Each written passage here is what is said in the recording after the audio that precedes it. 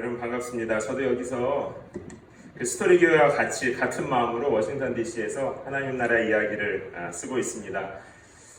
저를 이제 친구라고 소개해 주셨는데 참 너무 감사하네요. 그리고 여기서 이렇게 함께 예배 드릴 수 있는 것이 저에게도 얼마나 기쁜 일인지 모르겠습니다. 레위기서 13장 1절에서 8절까지의 말씀을 제가 가진 성경책으로 읽어드릴게요. 레위기서 13장 1절에서 8절입니다. 여호와께서 모세와 아론에게 말씀하셨습니다. 만일 누군가의 피부에 부어오른 것이나 부스럼이나 종기가 나서 악성 피부병이 발생했으면 그를 제사장 아론에게나 제사장인 그 아들들 가운데 한 사람에게 데려가야 한다. 제사장은 그의 피부에 난 피부병의 부위를 살펴볼 것이다. 피부 질환의 부위에 난 털이 하얗게 되고 그것이 우묵하게 들어가 보이면 그것은 악성 피부병이다. 제사장은 그를 살펴본 후에 그를 부정하다고 선언할 것이다. 그러나 그의 피부 부위의 털이 하얗긴 하지만 그것이 우묵하게 들어가지 않았고 그 부위의 털도 하얗게 변하지 않았다면 제사장은 그 환자를 7일 동안 격리하도록 한다. 제7일에 제사장은 그를 살펴볼 것이며 그가 볼 때 그 병이 여전하고 그 병이 피부에 번지지 않았다면 제사장은 그를 7일 동안 더 격리시켜야 한다. 또 다른 제7일에 제사장은 그를 다시 한번 살펴보아야 한다. 그 부위가 흐릿해졌고 피부에 번지지 않았다면 제사장은 그를 정결하다고 선언해야 한다. 그것은 부스럼일 뿐이다. 옷을 빨게 되면 그는 정결해질 것이다. 그러나 제사장에게 보여 정결 선언을 받은 뒤에라도 부스럼이 피부에 번졌다면 그는 제사장 앞에 다시 나아가야 할 것이다. 제사장은 그것을 살펴볼 것이며 그 부스럼이 피부에 퍼졌다면 제사장은 그를 부정하다고 선언할 것이다. 그것은 악성 피부병이기 때문이다. 아멘. 하나님의 말씀입니다. 레위기서 13장 말씀은 피부병에 대해서 말씀하고 있는데요. 여러분 아침에 교회에 왔는데 오늘 처음 오신 분들도 많이 계신 것 같은데 아침부터 왜 봉변인가 이런 생각을 하는 분도 계실 것 같아요. 교회에 나왔더니 무슨 피부병 얘기를 하고 7일 동안 격리해야 된다고 말하고 부스럼 얘기를 하네 이렇게 생각할 수 있을 텐데 이 속에 하나님께서 하시고 싶은 이야기가 있습니다. 오늘 그 이야기를 좀 나눌 테니까 봉변을 당했다고 생각하지 마시고 차분한 마음으로 하나님의 말씀에 동참해 주시기 바랍니다. 우리 잠깐 기도하고 하나님 말씀 나눕시다. 참 좋으신 하나님 아버지, 하나님께서 오늘 레위기서 말씀을 통해서 구약시대 수천 년 전에 피부병에 걸린 사람들, 그래서 어떤 사람들은 하나님 앞에 나오기에 정결하지 못하고 어떤 사람들은 시간이 지나고 나서 다시 정결해져서 하나님 앞에 나아갈 수 있게 되고 제사장들이 그 일을 점검하고 그래서 하나님 앞에 드려지는 예배가 늘 정결하게 진행될 수 있도록 하나님께서 가르침을 주십니다. 하나님, 수천 년 뒤에 오늘 이곳 전주에서 그때 그 말씀을 통하여 동일한 하나님의 마음이, 하나님의 열정과 하나님의 사랑이 우리의 영혼에 새겨지는 시간 되게 하여 주시옵소서. 예수님의 이름으로 우리의 눈과 귀를 열어 주셔서 하나님의 말씀을 머리로도 잘 이해하지만 우리의 영혼이 반응하게 하시고 우리의 삶이 변화되는 첫 걸음이 되게 하여 주시옵소서. 무엇보다 하나님이 얼마나 좋으신 분인지 선하신 하나님의 열정과 사랑이 우리의 삶의 영혼에 영원한 흔적으로 새겨지는 행복한 시간 되게 하여 주시옵소서. 감사드리며 살아계신 예수님의 이름으로 기도합니다. 아멘. 저도 이 스토리 교회와 같은 마음으로 4년 전에 워싱턴 DC에서 교회를 처음으로 시작을 했습니다. 이제 우리가 그거를 교회 개척한다라고 말하는데요. 시기를 보니까 딱 4년 전 이맘때쯤이에요. 여름에 무척 더울 때였는데 제가 그때 DC에서 교회를 처음 시작할 때 새벽에 기도를 하다가 하나님께서 주신 마음이 있어서 노방전도를 나가야 되겠다 이렇게 생각을 했습니다. 근데 이 노방전도가 길을 다니면서 전도지를 나눠주는 그런 건 아니었었고요. 얘기를 좀 들으려고 나갔어요. 들으려고. 그러니까 왜 이렇게 많은 사람들이 특별히 미국에서는 한국도 그렇죠. 어릴 때 다 교회를 다녀봤을 것이고 하나님에 대해 모르는 사람이 지금 있는 시대는 아닌데 어떻게 하다가 신앙에서 혹은 교회 공동체에서 멀어졌을까? 이 이야기를 좀 듣고 싶었었어요. 제가 막연하게 짐작해서 교회를 하는 게 아니라 많은 사람들은 어떤 생각을 하고 있을까? 하나님에 대해, 교회에 대해. 그리고 제 마음에는 또 이런 고민도 있었습니다. 제가 저는 이제 23살 때 하나님을 믿게 되었는데요. 하나님을 믿고 알면 알수록 하나님을 거부할 이유보다 하나님을 믿고 나면 오히려 인생이 훨씬 더 쉽게 풀리고 굉장히 자유로워지고 풍성한 걸 저는 경험했거든요. 그래서 23세 때 처음 하나님을 만났을 때보다 이제 20여 년이 흐른 지금이 사실 훨씬 더 풍성하고 자유롭습니다. 그런데 어떤 계기로 이 좋으신 하나님을 만나지 못하고 하나님에게서 혹은 신앙 공동체에서 멀어지게 되었을까? 이 이야기가 너무 듣고 싶었어요. 그래서 길을 막 다니면서 길 가는 분들을 다 붙잡은 건 아니었었고요. 카페에서 옆에 앉아있다든지 공원에 계신 분들, 운동하는 분들, 자연스럽게 기회가 생기면 인종을 불문하고 질문을 많이 하고 이야기를 많이 들었습니다. 한 번도 말 대꾸 안 하고 잘 들었어요. 그런데 참 흥미로운 것은 생각보다 많은 분들이 마음속에 하나님을 거부하는 건 아니었는데 교회 혹은 교인들에 대해서 좀 불편했던 경험이 생각보다 많더라고요. 그래서 마음속에 나는 이제 하나님에 대해서 특별히 거부감은 없습니다. 그러나 교회는 나가지 않겠습니다. 라고 말하는 분들이 인종을 불문하고 굉장히 많았었어요. 그리고 그 중에는 교회에 출석하지 않고 하나님과는 별 관계없이 살면서도 하나님이 계시다면 날 사랑하실 거고 내가 열심히 살고 있으니까 난 잘 될 겁니다. 라고 아주 세게 믿고 계신 분들을 만났습니다. 제가 노방전도를 하면서 절대로 가르치거나 먼저 말하지 않겠다고 다짐하고 있었기 때문에 제가 거기에 대해서 별 코멘트는 하진 않았지만 마음속에는 이런 마음으로 기도했었어요. 하나님, 성경을 알고 믿어서 구원과 하나님에 대해서 얘기하는 것이 아니라 자신의 열심 때문에 그러는 것이라면 이 교회를 통해서 좀 하나님을 알 수 있겠으면 좋겠습니다. 이렇게 축복하는 마음으로 항상 만남을 마무리했었습니다. 반대로 이건 길에서뿐 아니라 교회 안에서도 많이 만날 수 있는 분들이었는데요. 하나님이 과연 날 사랑하실까? 내가 이렇게 하나님에게서 멀리 떨어져 왔는데 내 삶이 이렇게 부족한데 하나님이 여전히 날 사랑하실까요? 라고 저에게 묻는 분들도 계셨습니다. 하나님의 사랑이 잘 느껴지지 않는다는 거예요.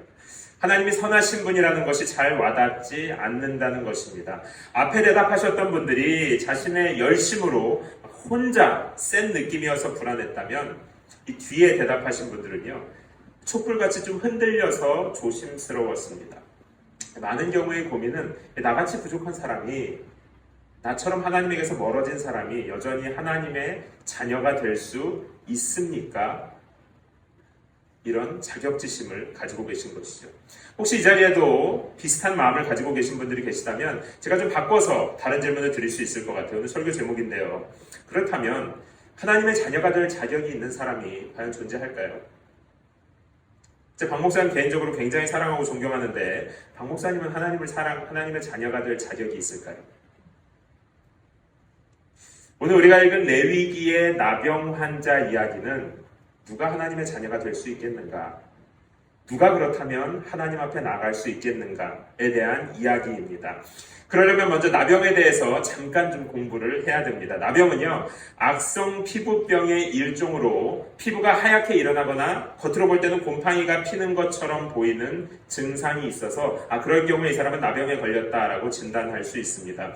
예전에 제가 어릴 때에는 교회에서 목사님들께서 이 나병을 현대의 한센병이라고도 말씀하셨는데 정확히 말씀드리면 나병은 한센병이 아닙니다.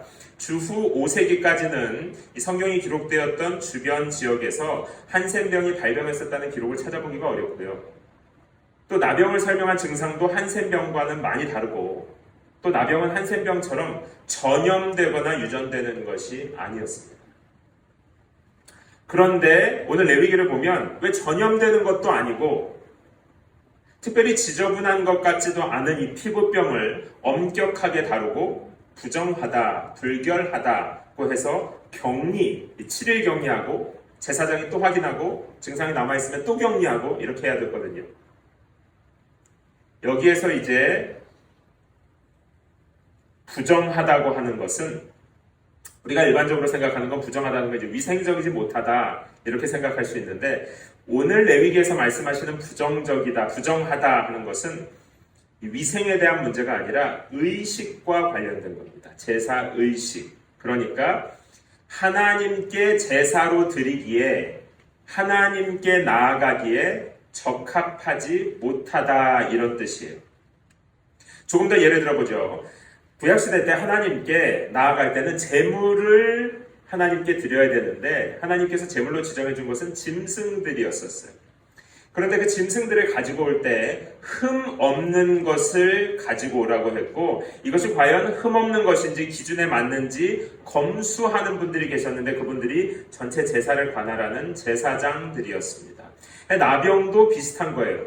짐승을 하나님께 드릴 때 흠이 있으면 이것은 제물로 드리기에 적합하지 못한 것, 이와 마찬가지로 사람도 하나님 앞에 나아가는데 나병이 있으면 하나님 앞에 나아가기에 적합하지 못한 상태. 그러니까 여기서 말하는 부정한 것은 더럽다라는 뜻이 아니라 흠없는 것의 반대 개념, 온전하지 못하다, 적당하지 못하다 이런 뜻입니다. 제가 어릴 때 제가 비록 예수님은 한참 나이 들어서 만났지만 저도 어릴 때 이제 부모님 따라서 교회를 다녔었거든요. 근데 그때 하나님께는 온전한 것만 드려야 한다 이런 가르침을 굉장히 많이 목사님들께서 주셨었어요. 그래서 예를 들면 추수감사주일 같은 때가 되면 이제 과일이나 야채를 가져올 때 실제로 저희 어머님이 그러셨던 기억이 납니다. 과일을 고를 때 흠이 없는 것, 그 중에서도 가장 깨끗하고 상하지 않은 걸 골라서 드리고 주일날 교회 갈 때도 항상 제일 깨끗한 새 옷, 심지어 저희 어머니는 헌금으로 드리는 지폐도 새 것을 드리거나 많이 구겨져 있으면 다리시고 이불 밑에다 이렇게 두셨다가 드렸었어요. 교회만이 아니라 한국 문화 속에도 이게 있죠. 송구영신 예배라고 해서 송구영신이라고 해서 새 것을 강조하거나 새해가 되면 새 옷, 또 조상들에게 차례를 지낼 때도 가장 흠 없는 음식을 찾아서 적당한 것, 이 모든 것이 부정하지 않은 것, 적합하지 않은 것을 피하는 문화죠. 세뱃돈을 줄 때도 항상 새돈. 그래서 저도 세뱃돈 받은 것 중에 새돈은 따로 골라가지고 왠지 사용하기가 아까웠었어요. 그래서 책 속에다 이렇게 넣어놓고 오랫동안 보관했던 기억이 납니다. 모양이 무너지거나 다른 것들은 위생적으로 더러운 것은 아니지만 의식에는 적합하지 못한 것, 그것을 오늘 성경에서는 부정한 것이라고 말합니다. 나병에 걸린 사람은 온전함이 손상되거나 결여된 부정한 사람이었습니다. 반면에 하나님은 온전하신 분이고 따라서 하나님 앞에는 온전한 것만 나아갈 수 있었습니다. 그러니까 나병 환자는 온전하지 못했고 그래서 하나님 앞에 나아갈 수 없는 사람이었죠. 제사장들이 이 사람이 나병인지 아닌지 점검하는 일이 그래서 중요했습니다. 이 증상을 오늘 성경에서 어떤 증상이면 얼마나 오래 가면 그것이 나병인지 아닌지 제사장들에게 아주 세세하게 가르치는 것도 하나님 앞에 온전한 제물을 드려야 했기 때문입니다. 심지어 레위기서의 율법들에 의하면 스스로 나병 환자인 것이 아니라 부정한 게 있으면 부정한 거에 닿으면 나도 같이 부정해지는 거예요. 나도 같이 적합하지 못한 상태가 되는 것입니다. 그래서 나병 환자는 물론이고 접촉한 사람도 정결하게 깨끗하게 되는 의식을 한 다음에야 하나님 앞에 제사를 드릴 수가 있었습니다. 이런 여러 가지 이유들로 해서 제사장들은 나병의 증상을 정확하게 알고 의학적인 이유 때문이 아니라 의식상의 이유로 나병 환자들은 격리가 되었습니다. 자, 그럼 나병 환자가 격리를 하게 되면 우리는 이제 코로나 때문에 이 격리의 의미를 너무 잘 알고 있어요. 나병의 증상이 없어질 때까지는 공동체에서 떨어져 지내야 했습니다. 이 말은 단순히 제사에 참여하지 못했다는 의미 이상이고요. 가족들도 만나지 못했고 일터에도 나가지 못했습니다. 당시의 여성들과 아이들은 경제활동을 할 수가 없었기 때문에 남자가 나병에 걸려서 일터에 나가거나 사람들을 만나지 못하면 가정을 부양할 수도 없었어요. 최소한의 인간관계도 박탈당했습니다. 물론 가장 중요한 것은 하나님 앞에 나아가서 용서받고 새 힘을 얻을 수 있는 제사에 나아갈 수 없었습니다. 수천 년 동안 나병 환자들을 바라보던 유대인들의 마음이 이랬을 거예요. 나병이 있다. 닿으면 안 돼. 공공장소에 나오면 안 돼. 가까이 했다가는 나도 하나님 앞에 적합하지 못한 사람이 될 거야. 이게 유대인 공동체 안에서 나병 환자에 대한 인식이었습니다. 이게 이제 구약 성경이라고 하는 예수님 오시기 전에 기록된 성경의 내용이고요. 예수님께서 계신 동안에 기록되었던 성경이 신약 성경이라고 합니다. 예수님 시대에도 나병 환자나 기타 부정한 질병을 가진 적합하지 못한 사람들을 유대인들이 왜 소외시키고 가까이 하지 않았는지 이런 배경을 보면 짐작할 수 있습니다.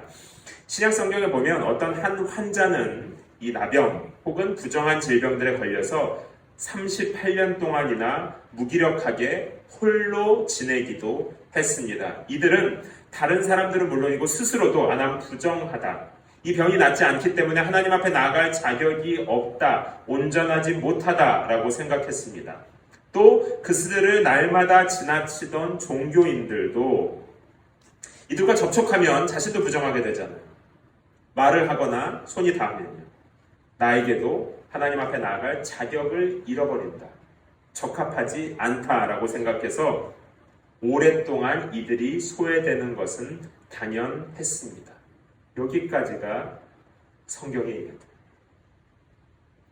사랑하는 성도 여러분, 우리가 신앙생활을 하다 보면 많은 경우의 성도들은요, 하나님 앞에 두려워하는 마음 같은 것이 있어요. 거리감을 가집니다. 물론 하나님을 경외하는 두려움 중에 좋은 두려움이 있어요. 하나님을 좋은 의미에서 두려워하면 진심과 열심으로 하나님을 섬기게 됩니다. 그리고 하나님을 두려워하면 다른 사람이나 상황을 두려워하지 않게 되죠. 그런데 많은 성도분들께서 가지고 계신 두려움은 이것과는 약간 다른 두려움인 것 같아요. 뭐냐면 내가 하나님께 나아갈 자격이 있나? 하나님이 나를 주목하실까? 내 인생이 이렇게 보잘것없는데 하나님이 나를 중요하게 여기실까 하는 두려움입니다. 내가 신앙생활을 잘해오지 않았는데, 내가 직장이나 가정에서 이렇게 실수를 많이 저질렀는데 하나님의 자녀로 좀 부족한 것은 아닐까? 내가 요즘은 기도도 많이 못하고 있는데 세상적인 인정도 받지 못하는 상황 속에 있는데 우리는 여러 가지 이유를 대서 하나님 앞에 나아갈 자격이 없다고 생각을 하는 것입니다.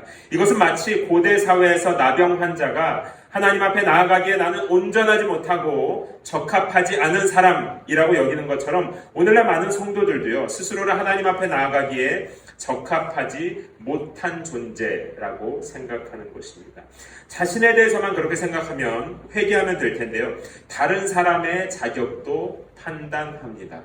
저 사람은 사치하는 사람이라. 저 사람은 기도에도 안 나오니까. 저 사람은 말만 하는 위선자 같아서. 우리는 여러 이유들로요, 나의 자격, 다른 사람들의 자격을 판단합니다. 하나님이 저런 사람을 주목하실까? 사랑하실까? 나병 환자 격리하듯이 자기 자신도 다른 성도들도 하나님의 은혜에서 다 제외시켜 버립니다. 사랑하는 성도 여러분, 사실 우리는 모두 하나님 앞에 자격이 없는 사람들입니다. 그러니까 내가 얼마나 잘못한지 잘 알아서 부족해서 자격이 없다는 뜻이 아니라요. 성경은 우리는 모두 다 본질상 진노의 자녀다라고 말합니다. 태어날 때부터 하나님 앞에 자격이 없는 존재들이라는 거예요. 에베소서 말씀입니다. 로마서 말씀에서도 모든 사람은 하나님의 영광에 이르지 못하는 존재들이다. 하나님의 말씀입니다. 따라서 이 세상에 있는 모든 사람들은요, 겉으로 볼 때 아무리 자격이 있고 당당해 보여도 사실 하나님 앞에 서면 하나님이 과연 나를 받아주실까 하는 고민과 두려움이 다 있다는 것이죠. 그런데 그 원인을 잘 찾아야 됩니다. 그러니까 내 생각이나 행동이 부족해서 내가 살아온 삶이 좀 모자라서 하나님 앞에 온전하지 못한 것이 아니라 우리는 이미 모두 다 하나님 앞에 온전하지 못한 상태로 태어났기 때문에 우리는 모두 다 이미 하나님 앞에 적합하지 않은 사람들이기 때문에 온전하지 못한 생각이나 행동이 나오는 거예요. 반대죠, 반대. 이런 행동을 해서 온전하지 못하게 된 게 아니라 이미 마음이 망가져 있기 때문에 망가진 생각들이 자꾸 나오는 것입니다. 실제로 성경은 우리 입으로 들어가는 것이 아니라 우리 마음에서 나오는 것이 우리를 더럽게 한다라고 말해요. 우리의 마음은 깨진 거울과 같습니다. 우리 옆에 계신 분들 얼굴을 잠깐만 바라볼까요? 눈을 한 잠깐만 보죠. 눈. 네. 여러분들은 안 그러실 수도 있겠지만요. 제 마음은 깨진 거울과 같아요. 그래서 상대방을 보면 진실하게 봐야 되는데 자꾸만 오해하게 됩니다. 제 마음대로 판단하게 되는 것이죠. 깨진 거울은요. 상대방의 모습도 내 모습도 바로 보지 못하게 만들어요. 사랑하는 사람인데도 자꾸만 오해하게 되고요. 가족들, 심지어 정말 사랑하는 부부 간에도 마음을 열어 보인다는 것이 두려워요. 실제로 부부간에도 마음을 열고 진솔한 대화를 나누지 않고 오랜 시간 그냥 지나는 경우도 많습니다. 제가 처음 신앙생활을 할 때 교회에 다녀오면 너무 좋은데 집에 오는 길에 자꾸만 제 속에 막 서운한 마음이 들어요. 왜 그러는지 모르겠는데요. 이 사람은 이게 못마땅하고 저 사람은 저게 별로고 자꾸만 화가 납니다. 그리고 나면 혼자 마음이 외롭고 힘들죠. 우리 속에 이 깨진 거울 같은 마음으로 살아가면 아무리 사랑하고 싶어도 온전하게 사랑한다는 것이 참 어렵습니다. 진짜 안 그러고 싶은데 왜 이렇게 질투가 나고 시기하고 욕심에 사로잡히게 되는지 모르겠어요. 정말 안 그러고 싶은데 무관심하게 되고 냉랭해지고 서운해지고 오해하게 됩니다. 하나님의 자녀라면 온전해야 할 것 같은데 저는 심지어 목사인데도 저를 보면 진짜 제 마음은 깨진 거울이고 죄뿐이에요.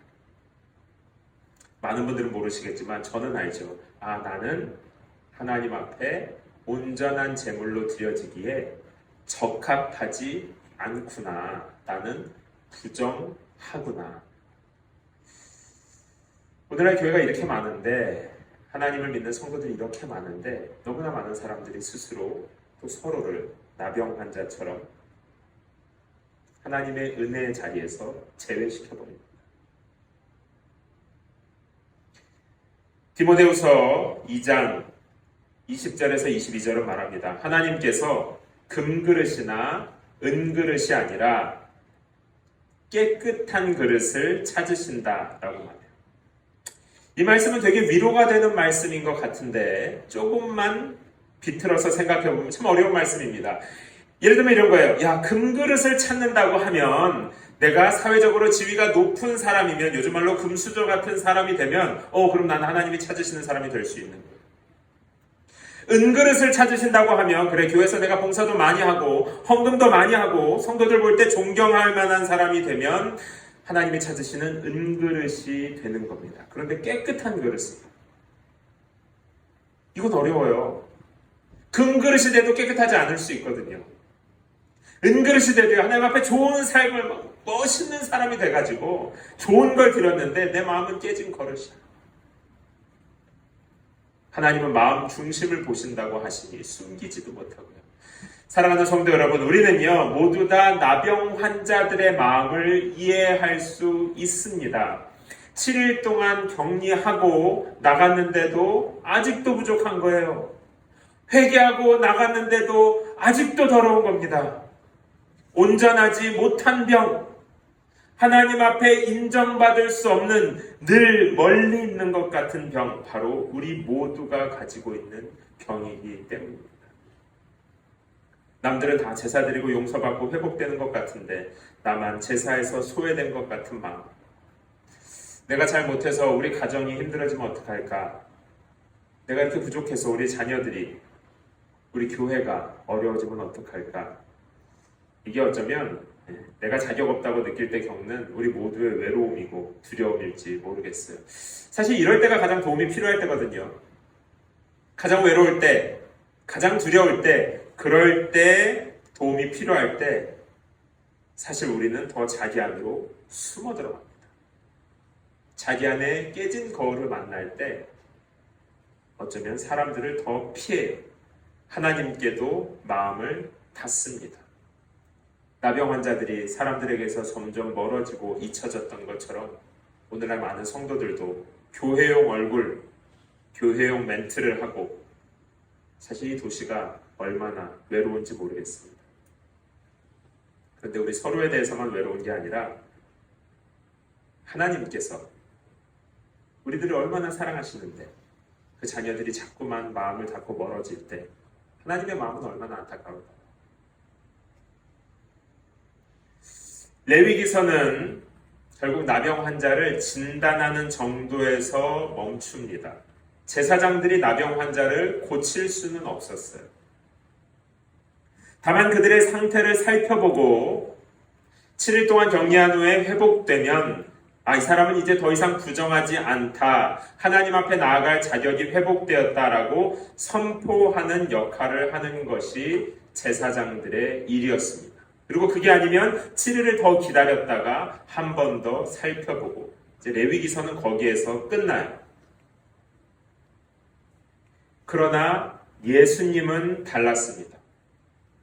예수님은 나병 환자에게 손을 뻗으셨고 나병 환자를 치유해 주셨습니다.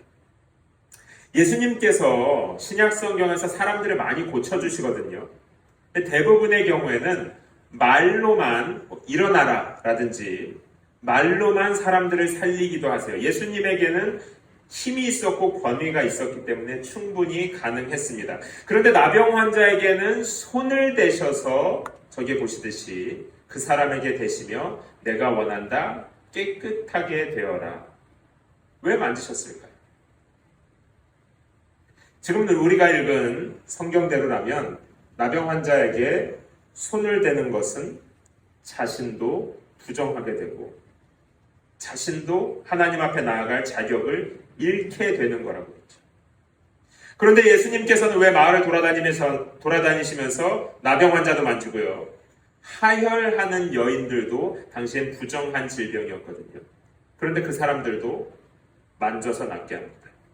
심지어 죽은 시체도 만진 사람은 격리하고 정결하게 하는 절차를 거쳤어야 하는데 예수님은 죽은 시체에게도 손을 잡아 일으키십니다. 그러고서 성전을 막 드나드니까 유대인들이 볼 때 막 미치겠는 거예요.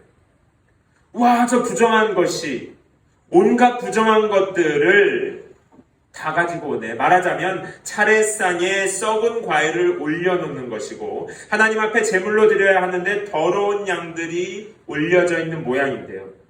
자기만 부정한 게 아니라 말로 뭐합니까? 죄가 사하여졌다. 하나님 앞에 적합하게 되었다. 제물로 온전하게 되었다라고 선언을 막 하고 다니니까 유대인들이 볼 때 이게 이해가 안 되는 거예요. 아니 저런 자가 무슨 하나님의 아들이야. 저는 이제 미국에 산 지 17년이 됐네요. 대학교 졸업하고 유학생으로 미국에 나갔다가 어떻게 제가 미국에서 17년이나 살 줄은 몰랐습니다. 이렇게 오랜 시간을 미국에서 살았는데 몇 가지 아직도 적응하기 어렵고 힘든 것이 있는데 그 중에 하나가 신발 신고 집에 들어오는 거예요. 여러분 누가 신발 신고 여러분 집에 들어오면 어떻겠습니까? 저의 비밀이자 약점을 제가 하나 말씀드리겠습니다. 저는 바깥에서 입었던 옷을 입고 제 침대에 눕지 않습니다. 여러분들 어떤지 모르겠어요. 여러분들은 하셔도 괜찮아요. 근데 저는 진짜 아무리 피곤해도 집에 새벽 2시에 와도 제가 뭐 머리 감기도 좀 편하고 이래서 물로라도 몸을 씻고 침대용 옷을 입어야 이불 속에 들어갈 수 있어요.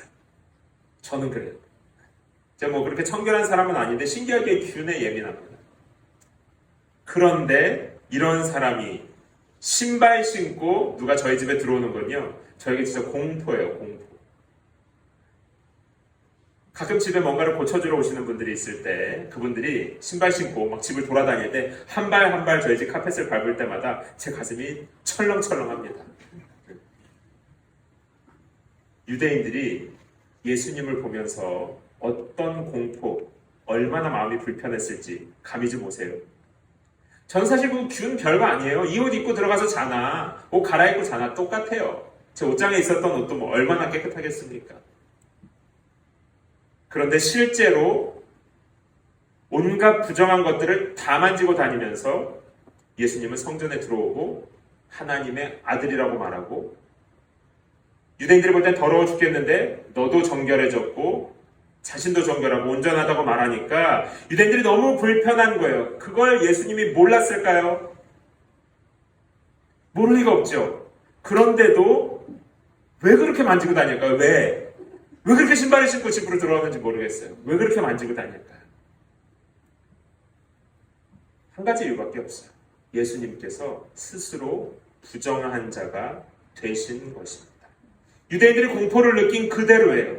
예수님은 실제로 이걸 만져서 부정 덩어리, 자기 자신이 온전하지 못한 죄물, 더러운 과일이 되신 겁니다. 나병 환자와 접촉했으면 접촉한 자도 격리해야 되거든요. 예수님은 격리해야 되는 나병 환자들과 말만 나눈 정도가 아니라 실제로 손을 댔으니까요. 예수님도 이제 무조건 부정한 자예요. 나병 환자 취급당합니다. 격리돼야 되는 거예요. 부정해지고요. 예수님도 제사 드리러 나갈 수 없어요. 성전에 나갈 수 없어요. 예수님도 죄인처럼 취급받는 겁니다. 우리는 예수님이 십자가에서 죄인 된 것처럼 말하는데요. 실제로 예수님은 이 땅에서 스스로를 많이 더럽히고 부정해지셨습니다. 누굴 만져서요? 나병 환자를 만져서 더러워진 게 아니라 여러분을, 저를 만져서 예수님은 더럽혀지신 거란 말이에요. 더러운 재물은 뭐합니까? 제단에 올려야 되는 배를 깎다가요, 흠을 발견되면 이거 뭐예요? 버려야죠. 하나님 앞에 나아가면 심판을 받아야 됩니다. 예수님께서 나병 환자의 더러움을 가져가셔서 이제 예수님도 나병 환자 대신에 버림받을 위치로 내려가신 거예요. 정결한 혹은 온전한 사람들은 자신의 온전함을 뺏길까봐 나병 환자 곁에 가지 않았습니다.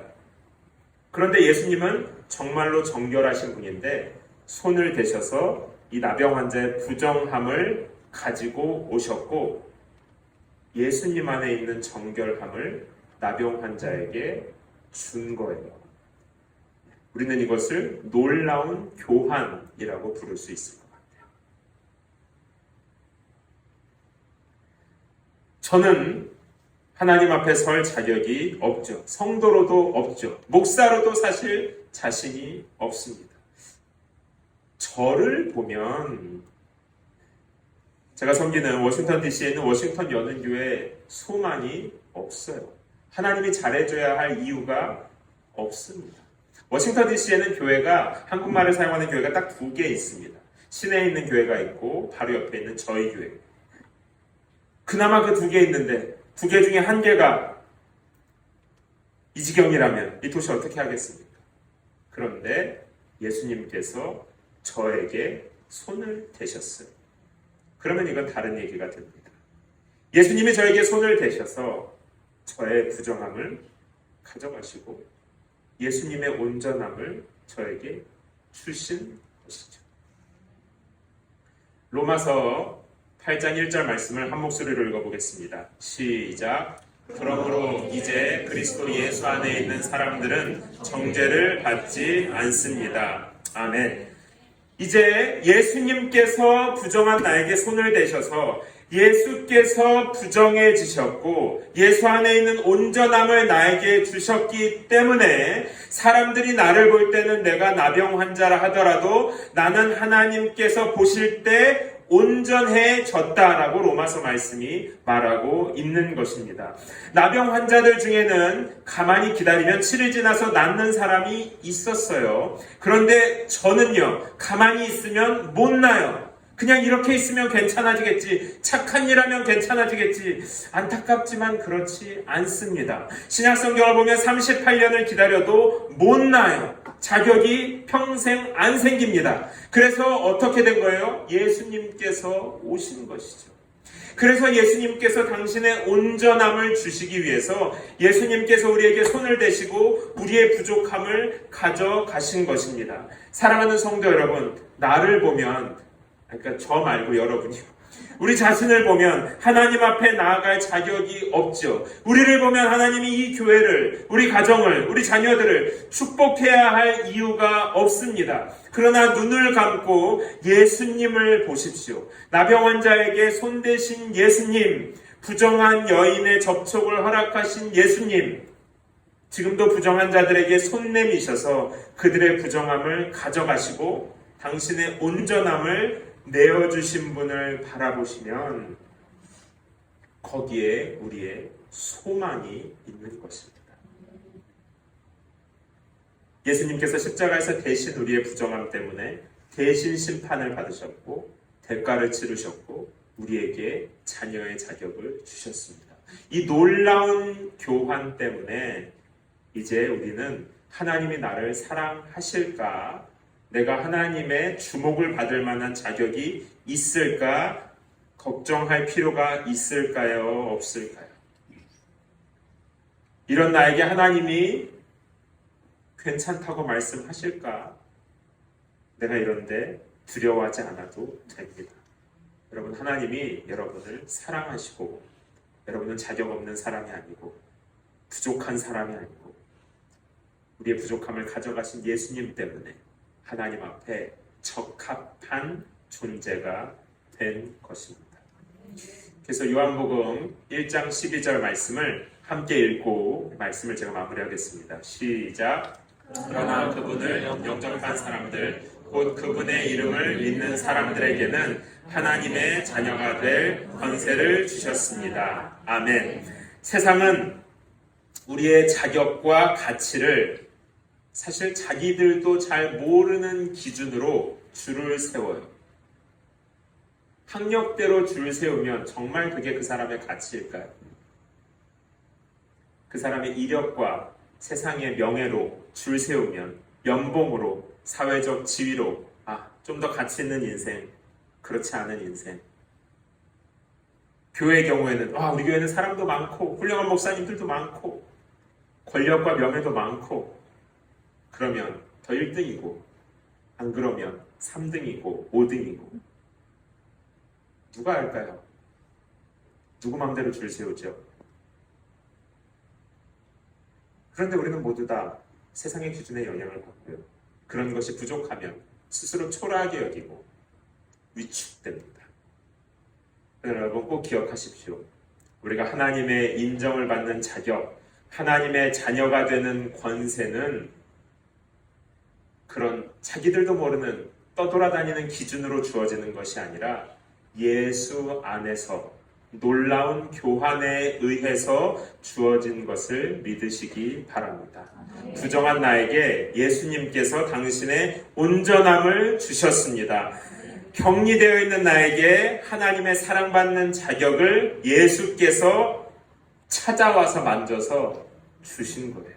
내 외모나 능력 때문이 아니라 예수님의 가치, 예수님의 자격을 우리에게 주신 것입니다. 사랑하는 성도 여러분, 혹시 우리 안에, 내 안에 나병 환자처럼 하나님 앞에 내가 은혜에서 너무 멀어졌는데 이제 와서 내가 이렇게 부족한데 이런 나를 가만히 눈을 감고 우리의 부정함을 가져가시는 예수님의 손길을 바라보는 시간이 되시기를 예수님의 이름으로 축원합니다. 우리 시간에 다 함께 기도하겠습니다.